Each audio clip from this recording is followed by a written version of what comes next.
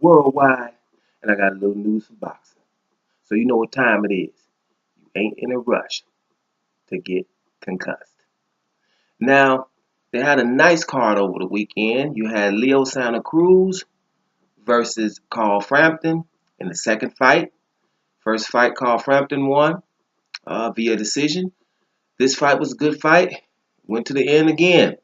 And it was a decision from Leo Santa Cruz, right? And it was a decision that was, it was right.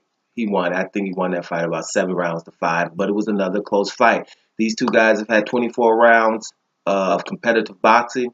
It's probably going to be a trilogy. I know Carl Frampton wants this one to be at his home, Belfast somewhere. I think he wants it to have it there. I think it's only fair. They've had two in the States now, so let's see how that turns out. I didn't really cover the fight because I'm still a little bit not too happy about what's going on in boxing when both of these fighters did not want to fight Guillermo Rigondeaux. But at the end of the day, these two styles, they gel together. They've had very competitive fights, both of them. So, sometimes it works like that. They should go on and have a trilogy. Find out who's the best. It's going to be hard. Both of these guys, the styles mesh, like I said. So let's see what happens with that fight. I think they should go ahead and do the trilogy, to be honest with you, because it's only fair now. It's only fair. Let's see how that works out. But for me, the undercard stole the show. Mikey Garcia beat your boy Dijon Zlaticanin, right? Zlaticanin, that's his name. Undefeated fighter, right? Southpaw coming in. He has Ricky Burns on his scalp in um, the UK. You don't go over there and get a split decision if you didn't really win that fight. So he has him on his scalp, and Ricky Burns is a division higher, and he has a title up there. So, this is a formidable opponent. Mikey Garcia, for those that are in the know, he's been off for about 2 years, contract disputes, getting his money right, which these fighters should do, right?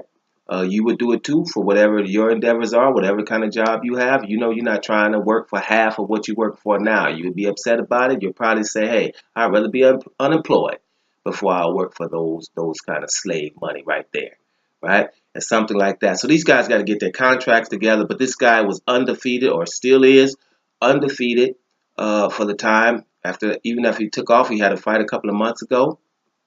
And at 140, now he's back down to 135 and fought an undefeated fighter.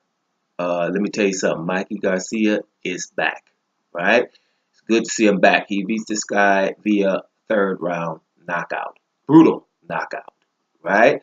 And he won both the rounds before, keeping the guy off of him with a nice jab, keeping the range, but still throwing. I saw, threw some right hands, but I like those left body shots, left hooks to the body.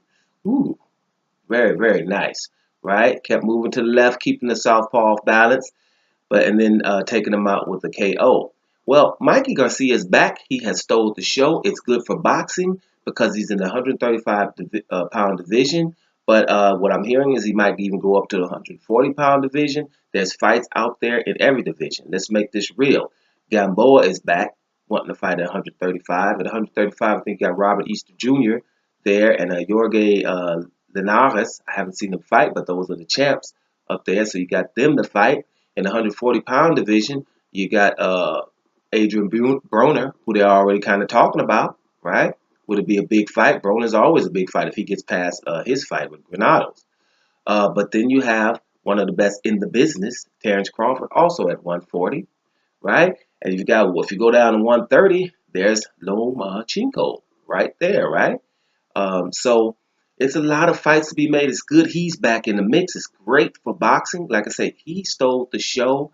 And everyone will be talking about Mikey Garcia because this is the guy who they could be talking about in the top 10 pound for pound. And he's going to be deserving in a minute because he's not going to be trying to fight guys that are not relevant. You'll see what I mean here. This is the difference between this guy and a couple of other guys who I'm not going to mention in every boxing video. But I'm just saying, if you guys didn't watch that fight, go back and check it out. Right? Mikey Garcia versus Dijon Zlaticanin. Right?